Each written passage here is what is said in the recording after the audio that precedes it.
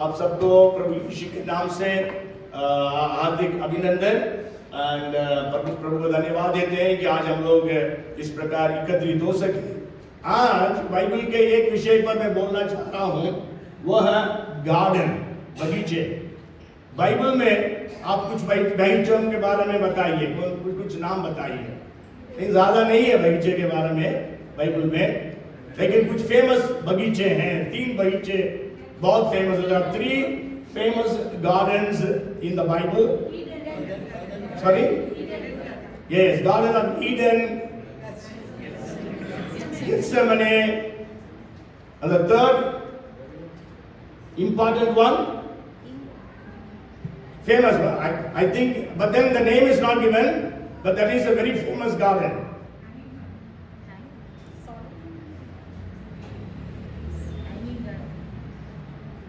There are some gardens with no name, like Solomon's garden, Ujja's garden, like that. But then this is a very famous garden.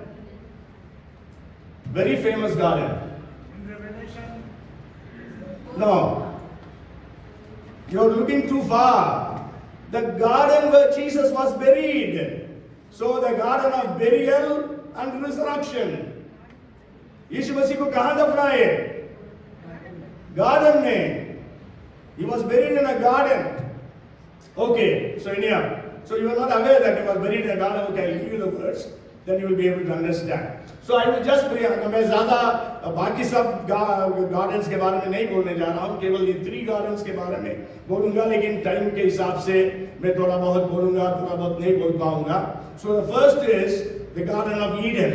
Garden of Eden के लिए Garden of Provision. मतलब एदेन के जो वाटिका है उसको कह सकते हैं प्रावधान का वाटिका, प्रावधान का बगीचा, है ना. Garden of Eden was a provision from God. मतलब हमारा परमेश्वर यहोवा जायरे करके हम लोग गाना गाए. सो वो यहोवा जायरा कैसा है, जरूर अब्राहम ने बाद में वो नाम रखा, लेकिन हम देख सकते हैं परमेश्वर यहोवा जायरा है. वो 2nd चैप्टर ऑफ जेनेसिस है, उत्पत्ति के 2 अध्याय में हम देख सकते हैं परमेश्वर यहोवा ईरे है. आपको मालूम है गार्डन ऑफ ईडन को God planted, the Bible says. पढ़ेंगे उत्पत्ति उसका 2 अध्याय और उसका 8वां पद है. और यहोवा परमेश्वर ने पूर्व की ओर अदन में एक वाटिका लगाई और वहां आदम को जिसे उसने रचा था रख दिया. सो परमेश्वर ने बनाया. The Lord God planted a garden eastward in Eden and there he put the man whom he had formed. तो परमेश्वर ने आदम को बनाने के पहले ही क्या बना दिया था? गार्डन ऑफ ईडन को बना दिया. मतलब आपके जन्म के पहले ही परमेश्वर ने आपके लिए जो जो जरूरी है उस सबको तैयार करके रख दिया है. Even before your birth, God has created, has prepared everything that are needed for you. That's why the Bible says the things that God has prepared for us, neither our eyes have seen nor our ears have heard, nor it has come in our imagination. परमेश्वर ने जो आशीषों का हमारे लिए तैयार किया है, ना तो हमारी आंखों ने देखी है, ना हमारे कान ने सुने, ना हमारे वो बातें हमारे चित्त में आई है. ये गार्डन ऑफ ईडन के विषय में यदि आप देखेंगे, बाद में आप पढ़ लीजिएगा 2 अध्याय उत्पत्ति के किताब. मैं सोचता हूँ मालूम नहीं, हर संडे बोलता हूँ फलाना अध्याय पढ़ना प्रचार के बीच में. कितने लोग घर जाकर उस अध्याय को पढ़ते हैं मेरे को नहीं मालूम. यदि टेस्ट रखूंगा तो पता चलेगा. हैं? बस यहाँ से सुनते हैं, यहाँ से छोड़ देते हैं. तो आज हम ये देखना है कि 2 अध्याय में परमेश्वर क्या किया है. The first thing is he planted a garden for Adam. उसके बाद ईव आती है, पहले आदम ही था, है ना. उसके बाद आप देख सकते हैं 2nd चैप्टर में. उसके बाद परमेश्वर बोलता है मनुष्य को अकेला रहना अच्छा नहीं करके. Okay, the first thing is God has planted. तो आप याद रखिएगा, आपके लिए परमेश्वर एक गार्डन प्लांट किया है। Hallelujah, praise the Lord. मतलब आपकी जो भी जरूरतें हैं वो सबको परमेश्वर पहले से प्रबंध कर दिया है। आपके जन्म से, आपकी पढ़ाई के लिए, आपके जॉब के लिए, आपके विवाह के लिए, आपके पूरे आपके करियर के लिए, प्रोफेशन के लिए, जो भी आपका आप जो भी जॉब कर रहे हैं, जो भी बिजनेस कर रहे हैं, वो सबको परमेश्वर ने निश्चित कर चुका है जन्म के पहले आपके। और जो दुनिया के उत्पत्ति के पहले करके लिखा है, पहला अध्याय इफिसियंस का 4 पद में, even before the foundation of the earth, Bible says in efficiency 1:4। तो God has planted a garden for you, so God has got blessings prepared for you. परमेश्वर ने आपके लिए आशीषों को तैयार करके रखा है। इवन आपके लिए अभिषेक को तैयार किया, वरदानों को, सेवकाइयों को। और दूसरी बात वहां पर क्या देखते हैं, 2:9 पढ़ना, 2:9। और यहोवा परमेश्वर ने भूमि से सब भांति के वृक्ष जो दिखने में मनोहर और दिखने में मनोहर, the Lord God made every tree grow that is pleasant to the sight, और जिनके फल खाने में अच्छे हैं। यस, जिनके फल खाने में अच्छे, गुड फॉर फूड। मतलब जो ट्रीज परमेश्वर ने बनाया, they are all pleasant to your sight and good for food. मतलब परमेश्वर आपके लिए ऐसी आशीषों को रखा है, कैसा है, प्लेजेंट टू योर आईज। आप लोग साइट सीइंग जाते हैं, है ना, आप छुट्टियों में जाते हैं, वहां सुंदर दृश्यों को देखते हैं आप और बोलते बाप रे कैसा सुंदर है जगह। तो आज परमेश्वर जो है आपके लिए जो चीजों को तैयार किया है, they are pleasant to your sight. Hallelujah. आपके लिए जो परमेश्वर आशीषें रखा है वो आपके आंख के लिए कैसा सुंदर, मनोहर है ना, मनोहर है। और उसके बाद खाने के लिए भी अच्छा, मतलब which you are able to enjoy। परमेश्वर जो है आपके लिए आशीषें जो तैयार किया है, वो जो है आपको एंजॉयमेंट के लिए परमेश्वर ने तैयार किया है। ओके, फिर 4th थिंग देखिएगा, सारा पढ़ नहीं पाएंगे, तो 2:10 पढ़िए, क्या लिखा है, 2:10। उस वाटिका को सींचने के लिए एक महानदी अदन से निकली और वहां से आगे बहकर 4 धाराओं में बट गई। यस, परमेश्वर ने उस नदी को सींचने के लिए एक नहर नहीं बनाया, एक महान नदी बनाया। और वो महानदी का 4 ब्रांचेस थे, ट्रिब्यूटरीज। और उतना ही नहीं, 12 पद में क्या लिखा है, उस देश का सोना चोखा होता है। यस, उस देश का सोना चोखा होता है और वहाँ मोती और सुलेमानी पत्थर भी मिलते हैं। Yes, means that place was full of gold, beryllium and onyx stone। है ना, सोना और क्या लिखा है, सुलेमानी पत्थर और मोती, है ना। मतलब ये देखिए, ये सब क्या दर्शा रहा है, God wants to give you in abundance। परमेश्वर ने केवल 2 जन के लिए इतना बड़ा बगीचा बना दिया, वो बगीचे में 4 नदियां बहने दिया, और उस नदी में, नदी के किनारे सोना और बहुमूल्य पत्थर और सुलेमानी पत्थर और मोती सब कुछ डाल दिया। मतलब God gives in abundance. That's why Jesus ने क्या कहा, चोर और किसी काम के लिए नहीं, परंतु चोरी करने, घात करने और नाश करने को आता है, परंतु मैं इसलिए आया कि वे जीवन पाया और बहुत काल का जीवन। Abundance of life God wants to give us in abundance. एक बात याद रखना, मनुष्य के पतन के पहले परमेश्वर अपने आप से सब कुछ दिया था, है ना। Before the fall of man all the blessings are there in abundance and they were given without any condition. They were all given to, it was at Adam's disposal। वो सब आदम के अधिकार में था, कब्जे में था। लेकिन after the fall we know every promise comes with a condition। Okay, I will not go to that point। तो अब ये देखिएगा, अबंडेंस परमेश्वर ने दिया, इसका मतलब ये नहीं है 24 घंटे सोते रहो, 24 घंटे खाते रहो, इसके लिए परमेश्वर ने नहीं बनाया। इवन इन एडन परमेश्वर ने क्या किया, पढ़िए 2:15 में क्या लिखा है, 2:15 ऑफ जेनेसिस। तब यहोवा परमेश्वर ने आदम को लेकर अदन की वाटिका में रख दिया कि वह उसमें काम करे और उसकी रक्षा करे। उसमें काम करें और उसकी रक्षा करें। The Lord God put him to tend and keep it, मतलब वर्क और लेबर परमेश्वर के वोकैबुलरी में है, रहेगा। ये नहीं कि पाप के कारण लेबर आया, नहीं, you have to work. Even God worked, what the Bible says, God made everything in 6 days and he rested on the 7th day. परमेश्वर ने सारी दुनिया की सारी चीजों को 6 दिन में बनाया और 7वां दिन वो विश्राम किया करके हम लोग पढ़ते हैं। इतना ही नहीं है, 3 अध्याय के 8वां पद पढ़िए, 3रा अध्याय का 8वां पद है। तब यहोवा परमेश्वर जो दिन के ठंडे समय वाटिका में फिरता था। अच्छा, बस इतना काफी है।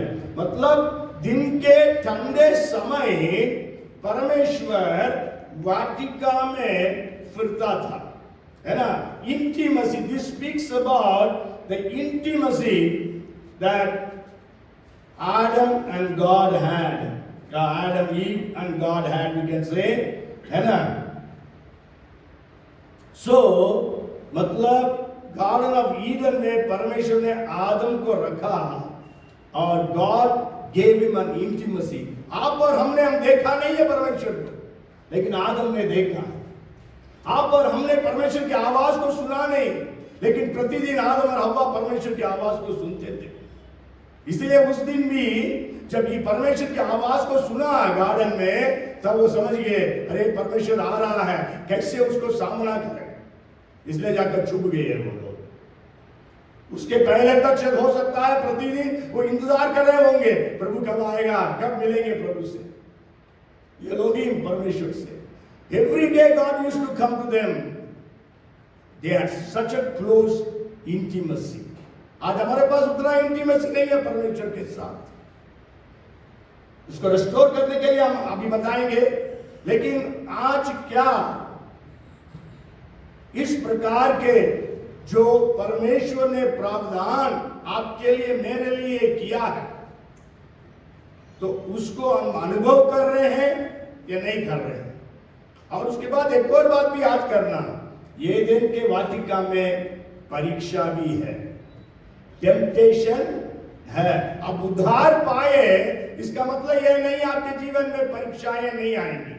You are saved, that does not mean that you will have no more temptation। आपके जीवन में टेम्पटेशंस आएंगी, लेकिन आप कैसे सामना करते हैं। परंतु आदम और हव्वा ने उस परीक्षा में गिर गए। परमेश्वर ने इतना सुंदर बगीचा बनाकर इतनी सुंदर चीजों को दिया और सारे खाने के लिए अच्छा फलों को दिया और देखने के लिए भी प्लेजेंट थिंग्स को बनाया, तो भी मनुष्य संतुष्ट नहीं रहा और शैतान के जाल में फंस गया। शैतान को जो परीक्षा है वो ये नहीं है कि फल खाओ या ना खाओ। असल में क्या था, शैतान ने मनुष्य के मन में एक संदेह डाल दिया कि परमेश्वर भला नहीं है।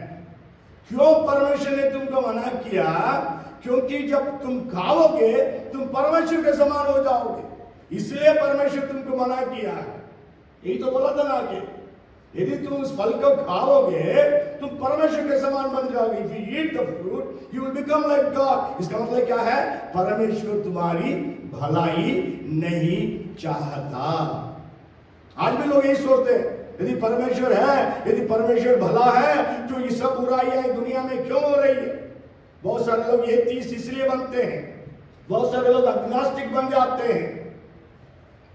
तो आज हम जो है इस बगीचा में है क्या, लेकिन हम जानते हैं जब आदम और हव्वा ने पाप किया जो बगीचा जिसमें सब सुंदर चीज है, अबंडेंस, बहुतायत की आशीष है, पानी, इतना पानी और इतना सोना, बहुमूल्य पत्थर, मोती, जो भी है नाम ले लो, सब था। लेकिन उसके बावजूद मनुष्य ने पाप किया। आज परमेश्वर ने आपके लिए, मेरे लिए बहुत कुछ दिया है, उसके बावजूद भी हम परमेश्वर की आज्ञाओं को उल्लंघन करते रहते हैं। आप देखिए परमेश्वर ने उसके बाद क्या किया, वहां पर हम देखते हैं 23-24 पढ़िए, 3rd चैप्टर का 23 और 24। अच्छा, उसके पहले एक और बात है, और परमेश्वर के साथ उनको इंटीमेसी थी, और उसके साथ परमेश्वर ने यह भी कहा मनुष्य को अकेला रहना अच्छा नहीं, इसलिए परमेश्वर ने हवा को लेके आया, बनाया आदम से। सो फैमिली दिया परमेश्वर ने फैमिली दिया। लेकिन जब पाप किए दोनों मिलकर, अब पढ़िए 3 का 23 और 24 है। इसलिए यहोवा परमेश्वर ने उसको अदन की वाटिका में से निकाल दिया कि वह उस भूमि पर खेती करे जिसमें से वह बनाया गया था। इसलिए आदम को उसने निकाल दिया और जीवन के वृक्ष के मार्ग का पहरा देने के लिए अदन की वाटिका के पूर्व की ओर करूबों को और चारों ओर घूमने वाली ज्वालामय तलवार को भी नियुक्त कर दिया। Yes, the Lord God sent him out of the garden of Eden, and so he drove out the man. जिस मनुष्य को परमेश्वर ने स्वयं बनाया, उस मनुष्य को उसकी अनज्ञाकारिता के कारण परमेश्वर को स्वयं निकालना पड़ा। God had to drive him out। और उतना ही नहीं, क्योंकि परमेश्वर वहां पर एक खेरुबीम को रखा और एक तलवार को रखा, the flaming sword which turned every way। क्या लिखा वहां पर? करूबों को और चारों ओर घूमने वाली ज्वाला में, चारों ओर घूमने वाली तलवार। क्यों? ताकि आदम वापस ना आ जाए और जीवन का वृक्ष को ना खा ले। यदि आदम जीवन का वृक्ष को खा लिया होता, आज भी जिंदा रहता आदम। इसलिए परमेश्वर ने वही तो बोला वहां पे, ठीक है आदम, ठीक है ज्यादा पाप नहीं किया, मान लो यदि मृत्यु नहीं होती, हिटलर आज तक क्या किया होता? हिटलर जानते हैं ना, केवल 7 लाख यहूदियों को ही मारा। यहूदियों का कितने सारे लोग मारेंगे, कितने लाखों लोग मारेंगे। यदि अभी तक मारता रहता, कितने लोग मारे जाते? तो इसलिए मृत्यु आई, इसलिए परमेश्वर जीवन नहीं मिल रहा है, इसलिए परमेश्वर ने उनको भगा दिया। तो गार्डन ऑफ ईडन, क्या आज आप अपने गार्डन ऑफ ईडन को पहचानते हैं? मतलब आपका आशीष का जो बगीचा है, क्या आप उसको पहचान रहे हैं? क्या उस वाटिका के आप अंदर हैं या बाहर? तो इसके विषय में बताने के लिए मैं दूसरा बगीचा के ओर आपका ध्यान को आकर्षित करूंगा, क्योंकि वो दूसरा बगीचा है, इस पहले बगीचा में प्रवेश करने का हमें अधिकार और अनुमति देता है। वो है गेत्सेमने के बगीचा। गेत्सेमने के बगीचा में क्या हुआ? Okay, first was garden of provision, प्रावधान का बगीचा। दूसरा है, ठीक है, आप बताइए गेत्सेमने के बगीचा के लिए क्या शीर्षक हम दें? What title shall we give for the garden of Gethsemane? मध्यस्थता का, ओके, और रिडेम्पशन, ओके,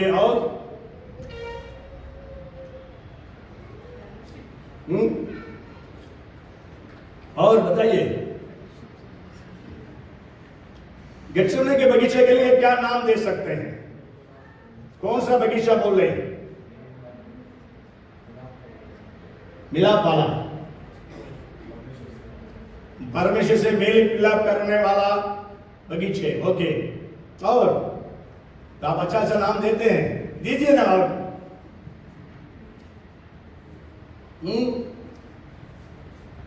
ओके, मैं सिंपल सा नाम दे देता हूं, garden of suffering. Garden of suffering, जरूर वो सब है, वो सब अभी बोलते बोलते आ जाएगा, लेकिन हम लोग उसको एक शीर्षक देते हैं, गार्डन ऑफ सफरिंग। बेसिकली आप देखोगे गेत्सेमनी के बगीचा में क्या हुआ, देयर वाज सफरिंग। वो सफरिंग में क्या क्या था उसी को देखेंगे। ओके, गेत्सेमनी के बगीचा में जाएंगे अभी। अब मैं वचन सब नहीं दे रहा हूं, आप ढूंढ के पढ़ लेना, क्योंकि गेत्सेमनी के बगीचे के बारे में चारों सुसमाचार में है, मत्ती, मरकुस, लूका में, मतलब यीशु मसीह वहां पर प्रार्थना करने के विषय में है, लेकिन यूहन्ना में प्रार्थना किया करके नहीं है, लेकिन बगीचे में गया करके लिखा है, लेकिन पकड़वाने के बारे में वहां पर लिखा है। तो वो क्यों नहीं है उसके बारे में देखता हूं, टाइम मिलेगा तो बता दूंगा, ये नहीं तो फिर कभी बाद में पता चल जाएगा।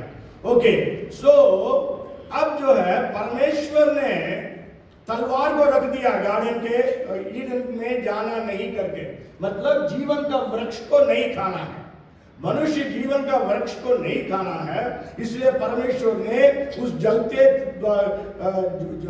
तलवार को वहां पर खड़ा कर दिया। अब उस तलवार को पिता परमेश्वर ने पुत्र पर इस्तेमाल करता है ना।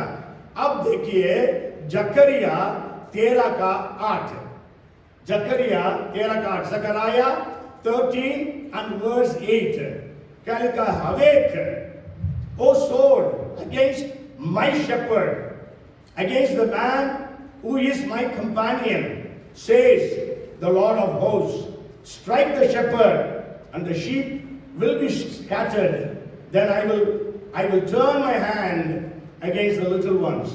यहोवा की यह भी वाणी है कि इस देश के सारे निवासियों की दो नहीं, जकरिया 13:7 7, सेनाओं की यहोवा की यह वाणी है तलवार मेरे ठहराए हुए चरवाहे के विरुद्ध, अर्थात जो पुरुष मेरा स्वजाति है उसके विरुद्ध चल, तू उस चरवाहे को काट, तब भेड़ बकरियां तितर-बितर हो जाएंगी और बच्चों पर मैं अपने हाथ बढ़ाऊंगा।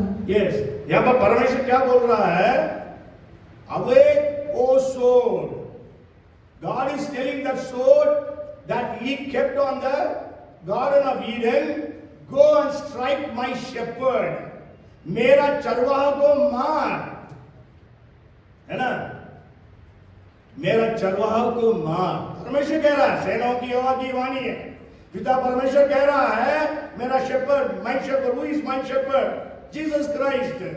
इसलिए वो तलवार आकर यीशु पर गिरा, कहां पे, गेत्सेमनी के बगीचे से लेकर कलवरी क्रूस तक वो काटता रहा यीशु को, मतलब symbolic, it is not literal तो हम जानते हैं क्या हुआ यीशु मसीह के साथ।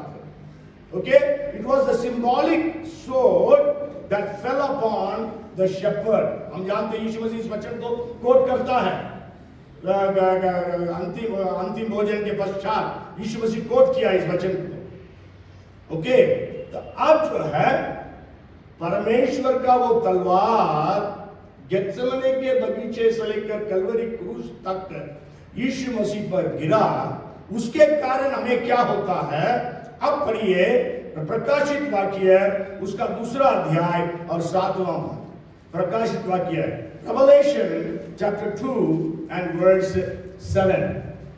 जिसके कान हो वह सुन ले कि आत्मा कलीसियाओं से क्या कहता है, जो जय पाए मैं उसे उस जीवन के पेड़ में से जो परमेश्वर के स्वर्गलोक में है फल खाने को दूंगा। यस, यहाँ पर परमेश्वर कह रहा है, he who has an ear, 2:7 of Revelation, प्रकाशित वाक्य 2:7, he who has an ear let him hear what the Spirit says to the churches. To him who overcomes, God is saying, Jesus is saying, I will give to eat from the tree of life। लेकिन हिंदी में जीवन का वृक्ष नहीं लिखा था, क्या लिखा? जीवन के पेड़ में से। जीवन का पेड़ लिखा है, वो कह नहीं आप जीवन का पेड़, जीवन का वृक्ष, क्योंकि हमारा दिमाग जीवन का वृक्ष ही है, हिंदी में ऐसा हमारा कंप्यूटर ऐसा रजिस्टर किया है। तो ट्री ऑफ लाइफ, यहाँ पर परमेश्वर कह रहा है, I will give to eat from the tree of life। And where is the tree? Which is in the midst of the paradise of God। Paradise मतलब क्या? ईडन, स्वर्ग लोक। ओके, सो प्रभु यीशु मसीह जिस पेड़ के वृक्ष को जिस वृक्ष के फल को खाने से परमेश्वर ने आदम और हव्वा को रोक दिया और वहां से भगा दिया, उस वृक्ष के फल को खाने के लिए प्रभु यीशु मसीह ने उस गेत्सेमने से लेकर कलवरी क्रूस तक की क्रूस तक के उस यात्रा को पार किया, ताकि आपको और मुझको उस जीवन वृक्ष का फल प्राप्त हो, ताकि हम अनंत जीवन को प्राप्त करें। इसलिए तो वचन में लिखा है, आप परमेश्वर क्योंकि परमेश्वर ने जगत से ऐसा प्रेम किया कि उसने अपने इकलौते पुत्र दे दिया, ताकि जो कोई उस पर विश्वास करे वह नाश न हो परंतु अनंत जीवन पाए। Hallelujah. So God does not want any of us to perish. 3:17 पढ़िए, यूहन्ना 3:17 पढ़िए। हमेशा 3:16 तक हम रुक जाते हैं। 3:17 पद बहुत इंपॉर्टेंट है। परमेश्वर ने अपने पुत्र को जगत में इसलिए नहीं भेजा कि जगत पर दंड की आज्ञा दे, परंतु इसलिए कि जगत उसके द्वारा उद्धार पाए। यस, है ना। परमेश्वर ने अपने पुत्र को जगत में इसलिए नहीं भेजा कि दंड की आज्ञा हो, परंतु दंड उसके द्वारा उद्धार को प्राप्त करें।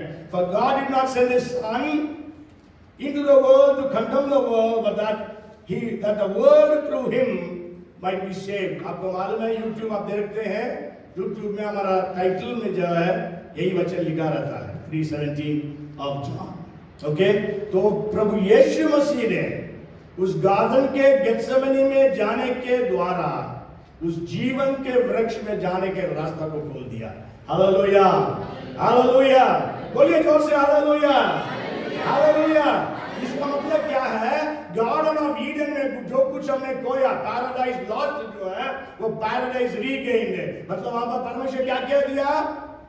एक गार्डन परमेश्वर ने निर्माण कर दिया आपके लिए। परमेश्वर जब उद्धार पाते हैं, परमेश्वर एक गार्डन निर्माण करता है। गार्डन मतलब फिजिकल गार्डन नहीं है, ब्लेसिंग्स है। वहां पर ऐसा पेड़ है जो खाने के लिए अच्छा है, देखने के लिए मनोहर, good to look at, pleasant to look and good to eat.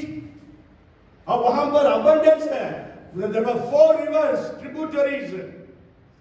Euphrates, Tigris का नाम तो हम जानते हैं, और हम जानते हैं वहां पर abundance of gold, precious stones और मोती सब है वहां पे। तो ये सब क्या हो जाएगा?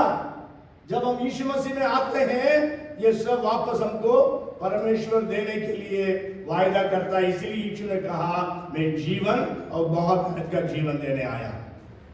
सो garden of Gethsemane is a garden of suffering for the Savior, so that the people will be saved. Okay, और मध्यस्थता बोले थे पास्टर शिव ने। सो सेकेंड पॉइंट उस गार्डन ऑफ गेत्सेमने में ये कहना चाहता हूं, प्रेयर, मध्यस्थता, प्रार्थना। जरूर प्रार्थना के बारे में हमेशा प्रचार करता हूं, लेकिन इस वीक मैंने एक प्रार्थना का टेस्टिमोनी सुना। डॉली को भी नहीं बताया, क्योंकि बताता वो सबको फॉरवर्ड यदि अपने क्लोज पीपल को फॉरवर्ड कर देती और बोलती मेरे को भी इधर के फॉरवर्ड करो, इसलिए मैं नहीं बोला। आज मैं बताऊं आपको, पूरे मानव जाति के इतिहास में, इतना बोल रहा हूं मैं, मानव जाति के इतिहास में ऐसे आंसर्ड प्रेयर का कहीं भी हम गवाही नहीं सुने होंगे। और ये घटना घटी है 1820 में। हमेशा क्या करते हैं ना, हम लोग जो भी मैसेजेस आता फॉरवर्ड कर देते हैं, बिना पढ़े, उसको देख के भी सही है गलत है कोई नहीं देखता। लेकिन मैं कभी नहीं करता हूं, मैं पहले ढूंढता हूं क्या वो सही है वो गलत है। 1820 मतलब आज से 200 साल से भी ज्यादा पुराना। उस समय क्या हुआ, एक आदमी था, उसका नाम था पीटर रिचली, एक जवान था पीटर रिचली। पीटर रिचली जो है वो इंग्लैंड का था, and he wanted to go to Australia.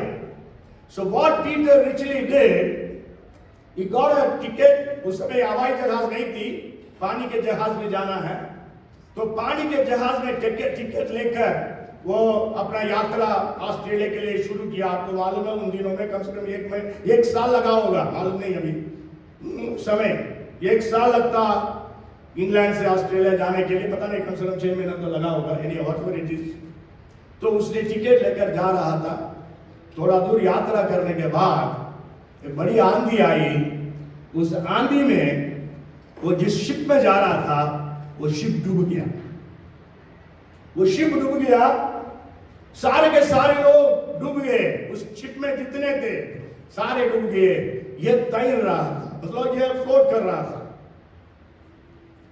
उस समय दूसरी एक शिप आई वहीं से। वो दूसरे शिप वालों ने देखा नहीं तो पता नहीं एक आदमी है, हेल्प के लिए चिल्ला रहा था। वो लोग बोले ठीक है इसको चलो उठा लो। उठाकर उसको अंदर रखे, फिर उसको गर्म कपड़ा जो भी ये देते गए। और वो शिप थोड़ा दूर और चली। सेकेंड शिप ऑल्सो सैंक, दूसरा शिप भी डूब गया। उसमें भी सारे के सारे लोग मारे गए, सब डूब गए। लेकिन ये तैर रहा था, चिल्ला रहा था हेल्प हेल्प। अरे अंधा अनजान समुद्र में कहीं कोई नहीं है। तीसरा एक शिप आया, तीसरा शिप आया। अरे यहां पर एक आदमी है, चलो उठा लो। उसको उठाया। To cut the story short, तीसरा शिप गया उस जगह। The third ship also sank. All of them were killed except for this boy, and he was crying for help. Fourth ship came. Fourth ship में ये उसको उठाकर अंदर रखा।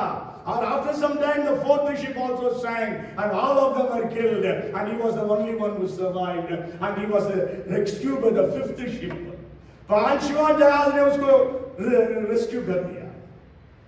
अब बहुत नजदीक था, करीब 1 हफ्ता का शायद यात्रा था ऑस्ट्रेलिया के, लेकिन पांचवा जहाज भी डूब गया। पांचवा जहाज भी डूब गया, सारे के सारे लोग डूब गए। वहां पर 6वीं शिप आई, 6th ship.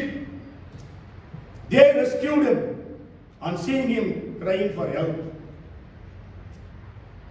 और कैप्टन ने उसको उसको पहुंचने के लिए कपड़ा सब दिया, गरम कपड़ा सब दिया, खाने को दिया। और कैप्टन बोला, We want your help. Can you do it? इसने बोला, आपने मेरी जिंदगी को बचाया, क्या हेल्प चाहिए, मैं करने के लिए तैयार हूं। तब उस कैप्टन ने बोला, हमारे शिप में एक बुजुर्ग महिला है, वो भी इंग्लैंड से ऑस्ट्रेलिया के लिए टिकट लेकर यात्रा कर रही है। लेकिन बीच में वो बहुत बीमार हो गई, बहुत बुखार हो गया, अनकॉन्शियस स्टेट में चली जाती, फिर होश में आती है। लेकिन जब भी होश में आती है वो प्रार्थना करती है, प्रभु जी मेरे मरने के पहले कम से कम मेरे बेटा से मुझे मुलाकात करा दो, मेरे बेटा से मुलाकात करा दो।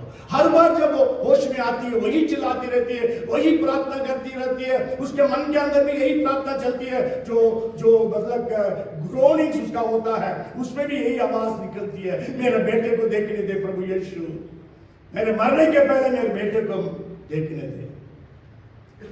तो इसीलिए वो बोला, कैप्टन ने, यहां पर जितने लोग हैं सबको वो जानती है नाम से, क्योंकि यात्रा कर रहे हैं ना इतने महीने से, अब 1 हफ्ता से बीमार है।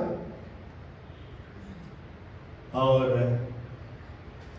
आपको तो नहीं जानती है, आप तो एक स्ट्रेंजर है, इसलिए आप बोल दोगे मैं आपका बेटा हूं, कम से कम उसका तो कुछ तो भला हो सकता है।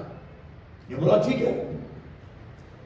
और जिस कमरे में वो थी उस मां, उस कमरे तक ले जाकर दरवाजा खोलकर इस बेटा को अंदर भेज दिया, इस आदमी को, पीटर रिचली को भेज दिया। और पीटर रिचली ने जो उस मां को देखा, बुजुर्ग मां को, बिलक बिलक कर रोने लगा, क्योंकि वो उसकी खुद की मां थी। सारा रिचली उसका नाम था।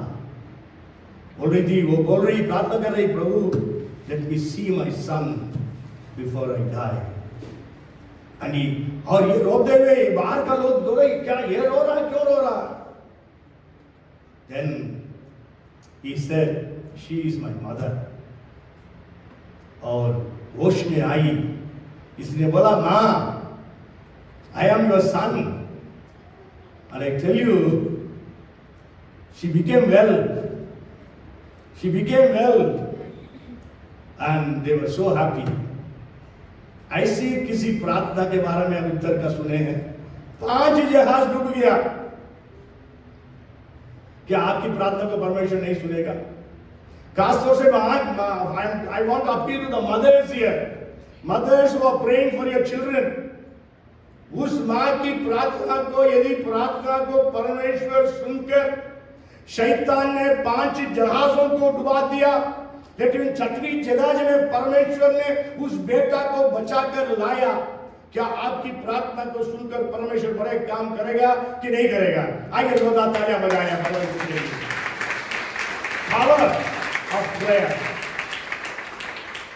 आज आप किस बात के लिए प्रार्थना कर रहे हैं? यीशु मसीह ने प्रार्थना किया, 3 घंटा प्रार्थना किया। There was a praying Son of Man, but sleeping disciples.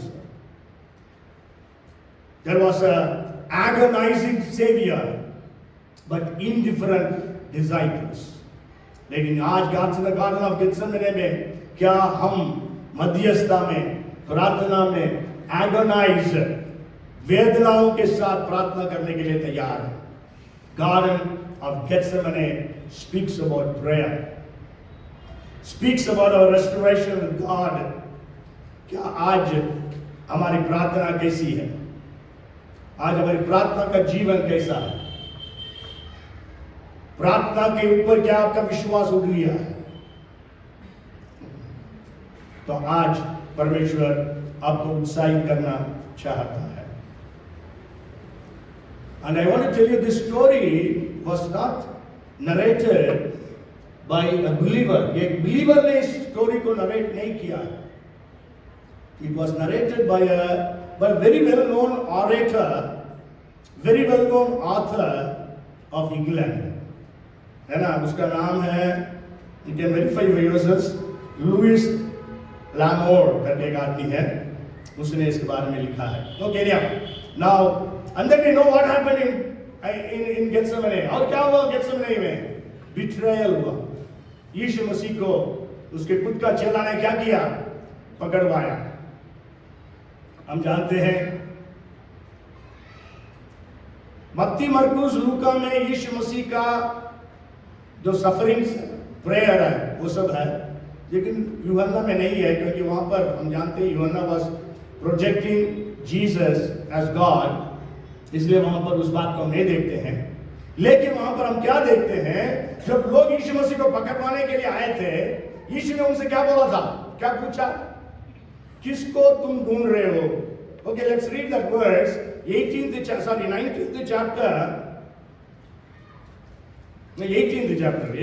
chapter of John, verse 5. और उन्होंने उसको उत्तर दिया, यीशु नासरी को। यीशु ने उनसे कहा, मैं हूँ। उसका पकड़ने वाला यहूदा भी उनके साथ खड़ा था। और छठा पद भी, उसके ये कहते ही मैं हूँ, वे पीछे हटकर भूमि पर गिर पड़े। भूमि पर गिर पड़े मतलब वो सिपाही लोग हैं, Roman soldiers, not even Jewish soldiers, Roman soldiers थे। और उन्होंने उनसे यीशु मसीह ने बोला, आई थिंक 4th वर्स में होगा, whom are you seeking? और वो कहते हैं, मे बी 18:4 भी पढ़िए। तब यीशु उन सब बातों को जो उस पर आने वाली थी जानकर निकला और उनसे कहा, किसे ढूंढते हो? Yes, किसे ढूंढते हो? They answered him, Jesus of Nazareth. Jesus said to them, I am he. And Judas, who betrayed him, also stood with them. Now, then he said to them, when Jesus said to them, I am he, they drew back and fell to the ground. And this happened twice. यदि आप लगातार पढ़ेंगे, वहां पर 2 बार वो लोग गिरते हैं, सोल्जर्स। क्यों? क्योंकि वो लोग क्या सुने? I am. I am means who? God. I am. I am he said, I am. मैं हूं, याहवे गॉड का जो नाम है, जब उन्होंने सुना वो पीछे गिरे और ये जरूर पे बिट्रेयल हुआ, लेकिन वहां पर यीशु का ईश्वरत्व की बात भी प्रकट हुई। और उसके बाद हम जानते हैं, हम ज्यादा I did not explain everything, and the fourth thing that happened there was betrayal and also arrest. Jesus was arrested.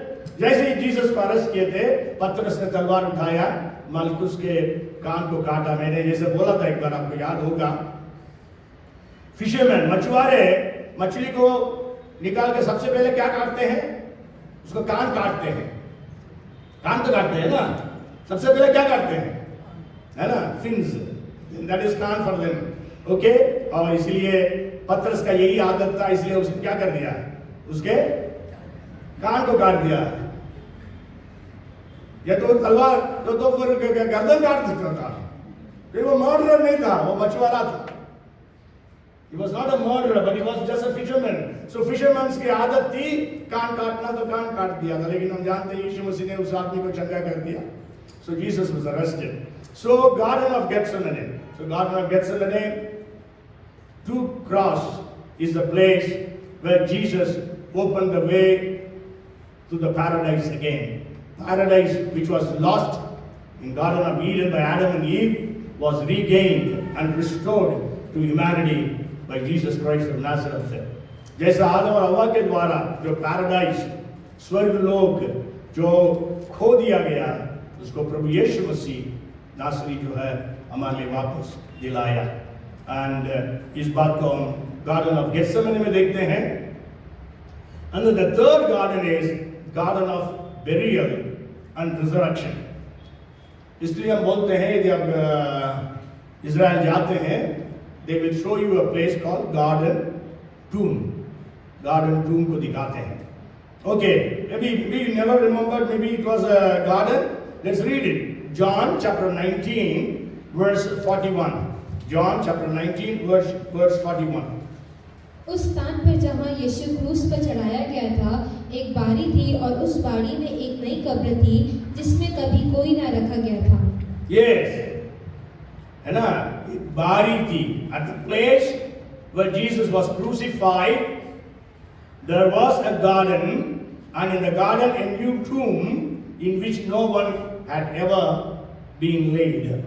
और हम जानते हैं, there was a man by name Joseph of Arimathea.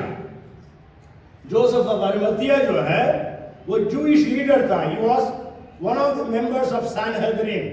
Sanhedrin आप नाम सुने होंगे। Sanhedrin का मतलब महासभा करके हिंदी में अनुवाद हुआ है। So Sanhedrin जो है आज का हमारा देश का पार्लियामेंट है, उससे कंपेयर कर सकते हैं। जैसा हमारे लोकसभा में 543 MPs है और राज्यसभा में 245, बट वहां पे वो जो Sanhedrin है, it was a more Jews का political, religious, cultural bondage was so strong, so they were all so interconnected. So these the leaders, there were 70 parliamentarians. If in today's terms, we can say 70 parliamentarians and one high priest. So these 71 members, they decide things for their people. So even Jesus, when he was arrested, we know that he was taken to Sanhedrin. जब यीशु मसीह को गिरफ्तार किए, पहले अपना कैफा, उसके बाद महासभा में ले गए थे सनहदरीन। उसके बाद ही उसको पिलातुस के पास ले गए। जो रोमन गवर्नर है वही डिसाइड कर सकता है, ये लोग डिसाइड नहीं कर सकते। मौत की सजा इस्राएली लोग, यहूदी लोग नहीं दे सकते थे, because they were under the rule of Romans. तो इसलिए वहाँ उसके बाद जाते हैं। और आपको मालूम है 7 अदालतों में उस एक रात में ले जाया गया करके कई बार मैंने आपको उसके बारे में रेफरेंसेस दिया हूँ। तो वहाँ पर हम जानते हैं, यहाँ पर लिखा है, बाद में पढ़ लीजिएगा, जोसेफ ऑफ अरिमथिया। और इवन जीसस का बेरियल भी चारों गॉस्पेल्स में है। और जैसे आप जानते हैं, very few events of Jesus life are in all the 4 gospels. Yeah, so even the burial and resurrection, we know they are in the 4 Gospels. और जोसेफ ऑफ अरिमथिया के बारे में आप पढ़ सकते हैं मैथ्यू, मार्क, लूक और John में. So Joseph of Arimathea, as the Bible says, he was one of the council members. That means he was one of the 70 parliamentarians. But he was not there. Bible says he was not there when they decided to crucify Jesus because he was the disciple of Jesus. वो यीशु का चेला था, इसलिए वो Arimathea के यूसुफ जो है वो वहां पर उस महासभा में नहीं था, क्योंकि how can he allow his master? Because he was a disciple. How can he allow his master to be crucified? So he didn't attend that meeting. और जब उसको मालूम हुआ तो ये क्या किया? Bible says he was a rich man. It says prominent council minister, मतलब prominent parliamentarian we can say. है ना, famous. बहुत सारे 543 MPs है, लेकिन सबको हम लोग नहीं पहचानते हैं, लेकिन कुछ prominent. तो ऐसा एक prominent था ये जोसेफ. और इतना हाई पोजीशन में होने के कारण he could go to Pontius Pilate. उसके कारण वो पोंतियस पिलातुस के पास, मतलब गवर्नर के पास जा सका और उनसे बोलता है, मैं रिक्वेस्ट करता है मेरे लिए यीशु का शरीर चाहिए. तो पूछता है, किसी से पूछवाता है क्या यीशु इतना जल्दी मर गया? बोला हाँ. तो फिर उसने परमिशन दिया. तो पोंतियस और जोसेफ ऑफ अरिमथिया, और वहां पर एक और निकोदेमुस है ना. निकोदेमुस भी फारिसी था और एक दिन रात को प्रभु यीशु मसीह से मिला. वो दोनों मिलकर यीशु मसीह को दफनाए, है ना. Maybe we will see, read a couple of verses, maybe we can read. Okay, जो जोसेफ ऑफ अरिमथिया का जो उसी का कब्रिस्तान था, खबर था वो. उन दिनों में यहूदी लोग क्या करते थे, एक रॉक खरीदते थे और रॉक के अंदर वो गुफा जैसे बनाते थे, खबर खोदते थे. और आज भी आप जाएंगे देख सकते हैं. और वो क्या करता था, owner means the head of the house, he will cut Graves for everyone in the family. मतलब पति पत्नी जितने बच्चे हैं उतना. अभी हम बोलते हैं क्योंकि वहां पर 4 ग्रेव्स का जगह है, तो इसका मतलब हम लोग ये मतलब स्कॉलर्स बताते हैं, तो दैट मीन्स इस family he had his wife and 2 sons. So that's why 4 graves were engraved in that place. But anyhow, एक ही ग्रेव में यीशु रखा गया, उसके बाद कभी नहीं रखा गया, क्योंकि it became history. और हम जानते हैं Arimathea, Joseph of Arimathea offered his own grave to Jesus Christ. तो आज हम परमेश्वर के लिए कितना देने के लिए तैयार रहते हैं. इतना ही नहीं है, वहां पर एक वचन पढ़ेंगे, John chapter 19 verses 39 and 40. John 19 verses 39 and 40. Nicodemus भी जो पहले यीशु के पास रात को गया था, 50 सेर के लगभग मिला हुआ गंधरस और एलवा ले आया. तब उन्होंने यीशु का शव लिया और यहूदियों के गाड़ने की रीति के अनुसार उसे सुगंध द्रव्य के साथ कफन में लपेटा. Yes, यीशु के शरीर में उसने सारा जो he also bringing mixture of myrrh, aloes, about 100 pounds. Then they took the body of Jesus, bound it in strips of linen with the spices as the custom of the Jews used to bury. मतलब he ministered to the body of Christ. आज body of Christ कौन है या क्या है? The church. Church is the body of Christ. So this Nicodemus was willing to serve the body of Christ. So how many of us are willing to serve the body of Christ? Have you been to the garden of burial and resurrection? और उसके बाद हम जानते हैं यीशु मसीह का resurrection हुआ, और resurrection के टाइम में Mary Magdalene and some other women, they went, and we know Mary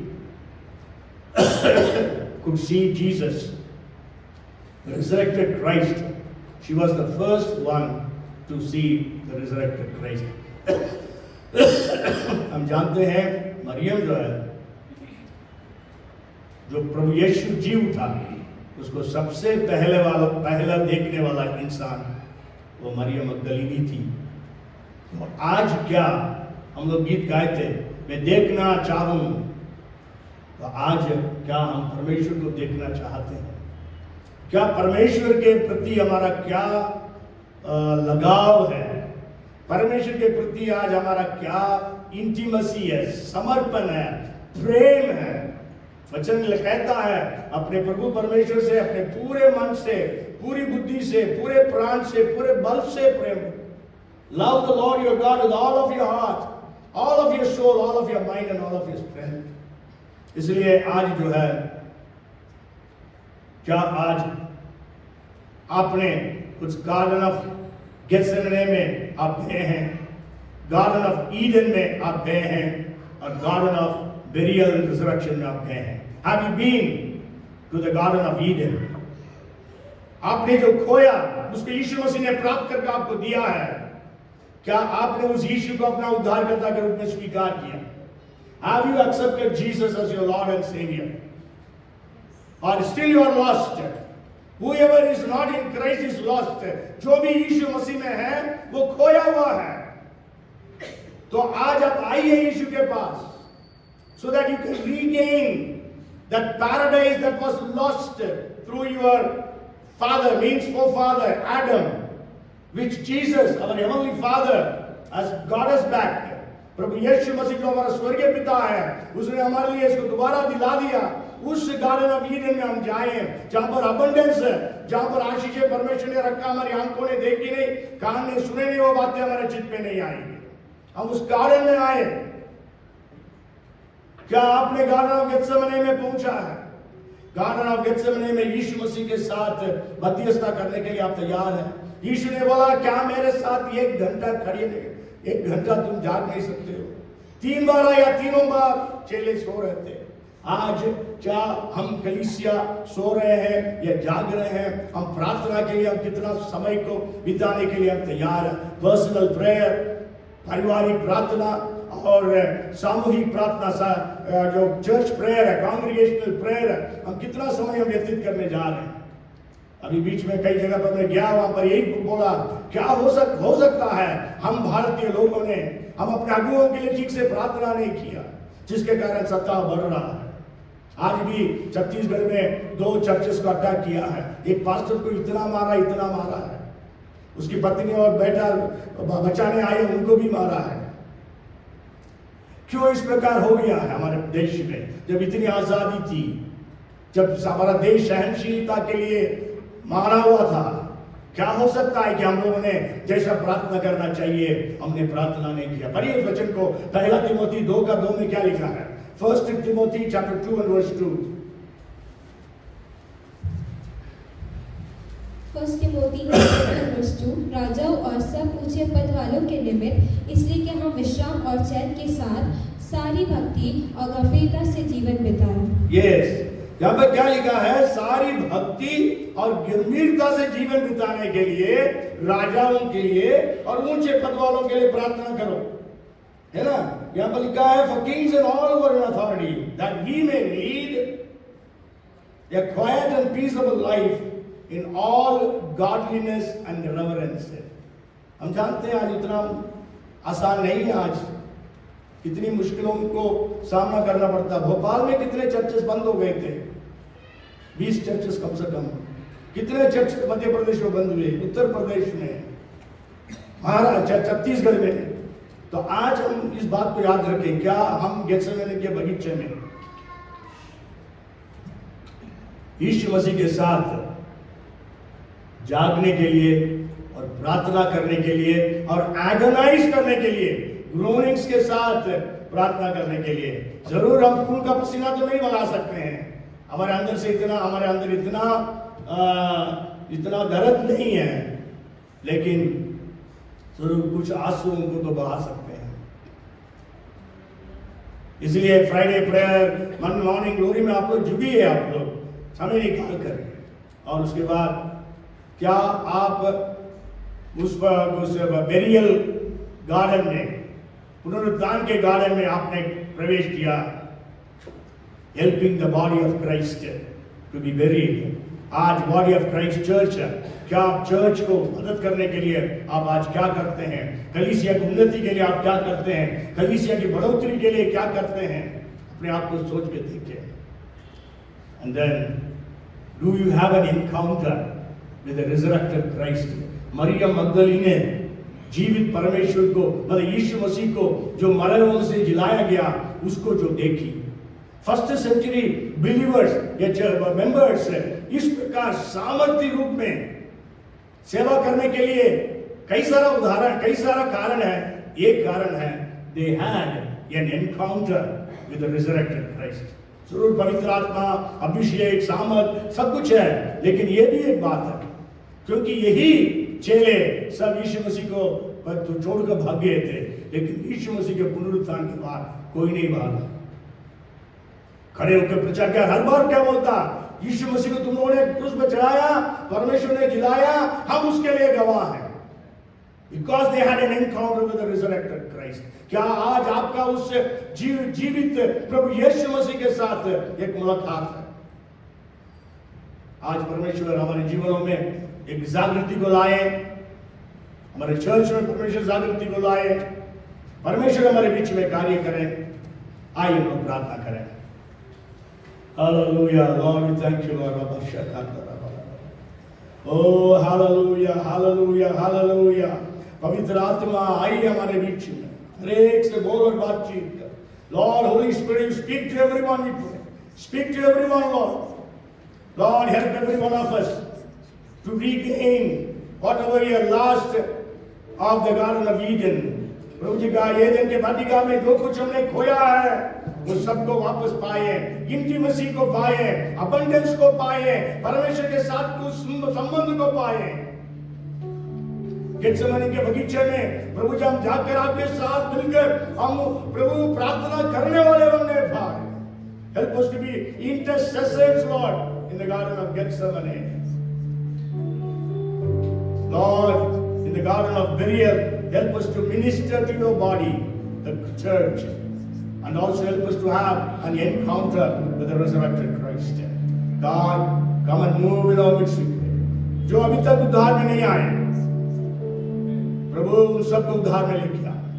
पवित्र आत्मा कन्विक्ट कर, जो अभी प्रार्थना में पीछे अभी भी, प्रभु जी प्रार्थना का जीवन दे, प्रभु जी प्रार्थना के जीवन को एक जिंदगी में जागृत कर। यीशु के नाम से रात रात प्रार्थना करने वालों को हमारे बीच में खड़ा कर, दिन और रात प्रार्थना करने वालों को खड़ा कर, उपवास के साथ प्रार्थना करने वालों को खड़ा कर, एस्तर जैसे 72 घंटे उपवास के साथ प्रार्थना करने वालों को खड़ा कर। पवित्र आत्मा तू कार्य करो, आपसे प्रार्थना करते हैं। और प्रभु जी पुनरुत्थान के उस सामर्थ को प्राप्त करने वाले बनने पाया, जैसा पौलुस कहता है, I want to know him, know the power of his resurrection. Help us to have an encounter with the resurrected Christ and also to know the power of resurrection, O God, I pray. प्रभु जी हम आपका धन्यवाद देते हैं, स्तुति करते हैं और आगे भी समय तेरे हाथों में देते हैं, मांगते हैं प्रभु यीशु के नाम से, आमीन।